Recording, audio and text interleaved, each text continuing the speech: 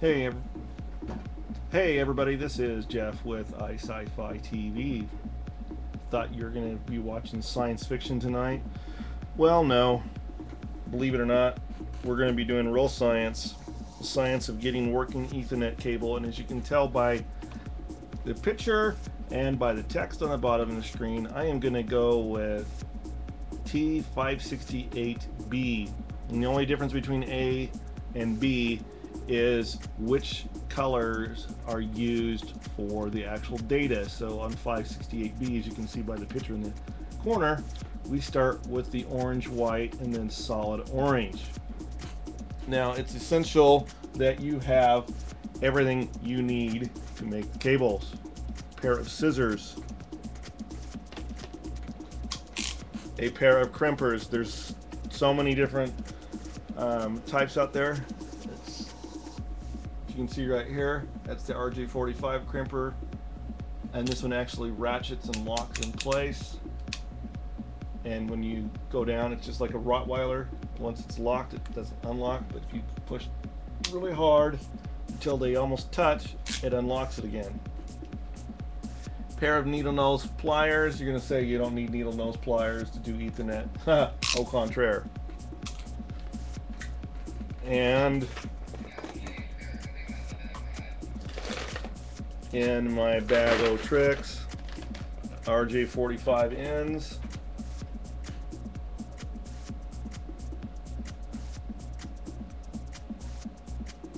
You can see this little lock. When they talk about having the lock facing down, that's what they're talking about, is this piece. And if you can see on the leading edge, not very well with my hand right there, but before you use an end, make sure some joker hasn't taken the darn thing and smashed them down for you. Now the cable is also important for a number of reasons, and that's crosstalk and noise. But on the jacket of the cable, I do need to move that picture-in-picture out of the way for a second.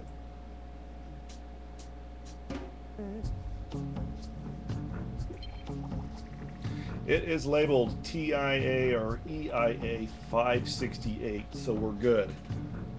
And the end of the cable is kind of buggered up, so I'm going to clean it up with a pair of scissors. You want to make sure you cut straight. And also in your toolbox, you want to make sure you have a garbage can, because all these little pieces of cable kind of hurt the feet if you step on them. All right, personal preference, but if you look at the Ethernet end, let's zoom in on that a little bit.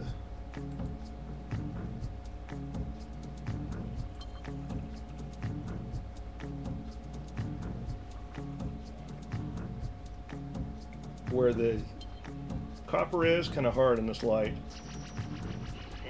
you want your cable to go a little bit past the actual, so I go about 1/4 inch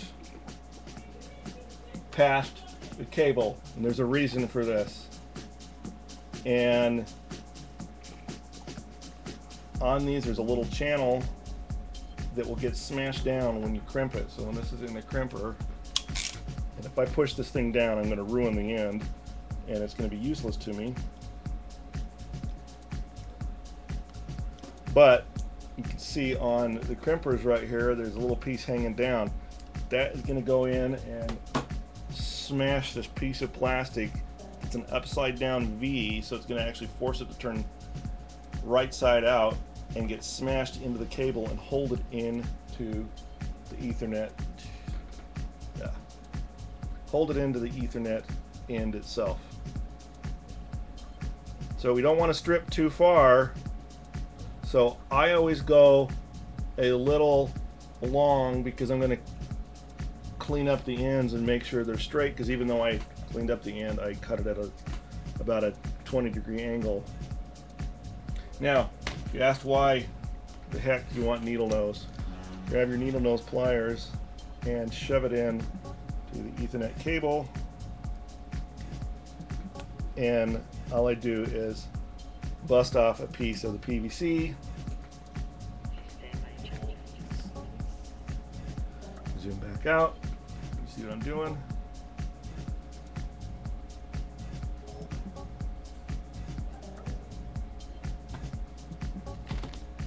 Okay, so now the end's nasty looking, but the best part is I can fold this around.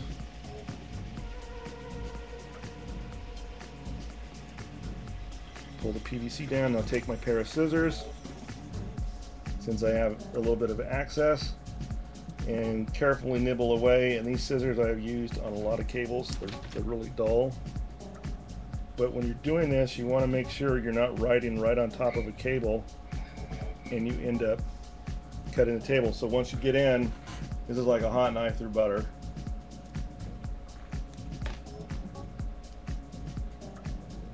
Look how much I stripped off. Almost 1.5 inches, which is okay. Don't want to fold it back in and reuse it. And you got to find this little material that is fibrous. It's a pain in the butt, but you want to pull the jacket down past where you've cut it and take that piece of string and make sure you get all the little pieces out of there, because it's going to get in the way earlier. All right, now from our diagram, I'm starting with the orange pair, which is the orange, white, and then the solid orange. So orange white's going to be pin number 1, and we determine that by taking our RJ45 end with the lock facing down as if the RJ45 end is coming out of your nose or whatever. So just set that down, and each pair of wire inside Cat5 or Cat6 is going to be twisted together. But the interesting part is they're not necessarily the pairs that carry the data. In this case, I just realized I put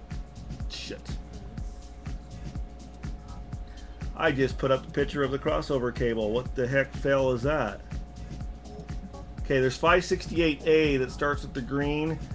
There is 568B. That's the one we want right there. So forget the original picture. We want the orange pair. So what I've done is I've unwrapped it down to where I've got the outside jacket removed, and then I'm just running my fingers up and pinching these and making sure I didn't cut them with the scissors, and also straightening them out because they've got to be straight to go inside the jacket. So there's the orange pair, nice and prepped. Kind of hard to see from that stupid web camera. So I'm starting with this end. There's the orange white solid orange. That's pins 1 and 2. Next one is 2 different colors. They have the green white stripe with the solid blue, so I've got to unwrap both the green pair and the blue pair. And if you're saying I'm taking too long, screw it, because you might as well do it right the first time so you don't cut off the end and have to start over and waste an end. Unless you're buying the ends by the 1,000, they can end up costing about 50 cents per end. Cable's another story. 1,000 feet of Ethernet cable can cost you anywhere from $45 US to $80, depending on where you buy it. Now again, I'm just going to straighten these out so they're not curly. Don't worry about the other pair that I haven't unwrapped yet. We'll get to all these. So according to the diagram, I need to go orange, white, orange, then the green, white, right? And depending on who manufactures the cable, sometimes these are really tough to look at. But just keep things oriented right now, and I'm fanning it out. And then we have solid blue according to this diagram, and solid blue happens to be on the opposite side inside the jacket, so a little bit of cursing. Next color is the blue white. So the only odd man out was the fact that we had the green white. So orange, white, orange, green, white, blue, blue white, then solid green. This is where it gets tricky. And solid brown. Hold on to these ends like the bear cub does to his mom and strangle it. We're almost ready to put the end in, believe it or not. Now pay attention where the cables enter the jacket. You can see this mess here. It looks like they're going to be twisted around and whatnot. That is bad for when you put it into the actual end. So I'm still holding on to it like a death grip with my left hand. And all I'm doing is I'm keeping the orientation, but I'm moving the ends because sometimes they lay on top of each other inside the PVC jacket, and we go to put it inside the end of the cable and lock our end down and realize that I just buggered everything up. Now you'll see why I went long, because I did damage the cable, the blue. But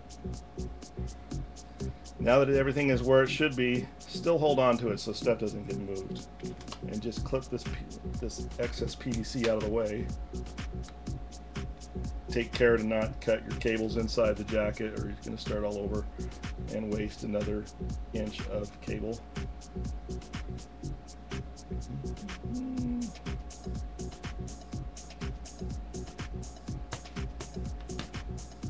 Gotta watch my time. I gotta keep it under 15 minutes. 15 minutes for one end is nuts, because once you do one, then you got your rhythm. And I guess I could have cut all this out before, but this works for me. Alright, as long as my cables are where they should be, they're a little buggered up, you take your end and reference where the copper ends are, and like I said, I went long. Look how much, oh shut up Captain Kirk sign. Look how much I'm going to cut off, but that's perfectly fine. So pretty much if I do this, I'm going to cut my finger off.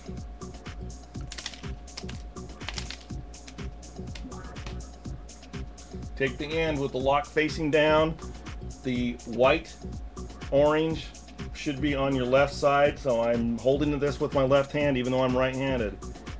And start with the brown side on the right and gently work the end in. And here's where it becomes tricky. We push. Hell, here's where the pliers come into handy. Without busting the lock, hold on to the end of the RJ45 end itself. Notice the PVC is, you can see that some of the extra PVC that I cut off is folded underneath. That's a Jeff trick, because we get an extra 1/10 of a millimeter or so of cable getting squished in there with the PVC end. And you also have to look at the end of the cable. There's a little copper piece that all these wires should be going under completely. This is why I'm holding on to it with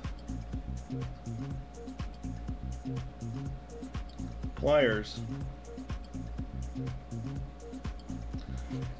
And if it's being stubborn, the pliers come in handy.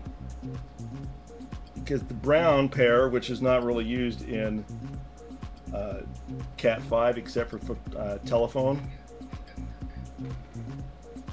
twist it a little bit so it's not getting a good connection. My orange is bottomed out, which means my orange, and double check before you crimp this down. Orange, white, orange, green, white, blue, blue, white, solid green, the white, brown, solid brown. Ooh, that's almost in there. Proof's in the pudding. Take your RJ45 crimper tool. The lock goes facing down in most of these with the copper teeth towards the tool, because it has to hit that piece of plastic that we're going to turn around and invert inside the actual end. And here's a good rule of thumb: while it's sitting in the crimper tool, before it clicks the second time, if you've got the ratcheting kind, push on that cable and keep pushing. Go all the way down until you know your crimpers have unlocked. Keep pushing, because I want you to do this 3 times, because you want to make sure that those copper connections get in there and squeeze with all your might. And we now have a Cat5e TIA, it just says T, but it's TIA 568B Ethernet cable. And we just repeat that for the other end, which I'm going to do without recording that. So that's a how-to video. That was quick. Hope you like it. Hope your Ethernet cables work. If not, you get the chop them off and start over, because this is a one-shot deal. Once it's crimped down, look at the difference. This is the one that's not used, and this is the one that is used. Okay, so the one right here has been smashed down and these haven't. So there's 8 little copper teeth in there. Once they're pushed down, there is nothing to get them out, and it's not even worth trying to fix. So, hasta, see ya.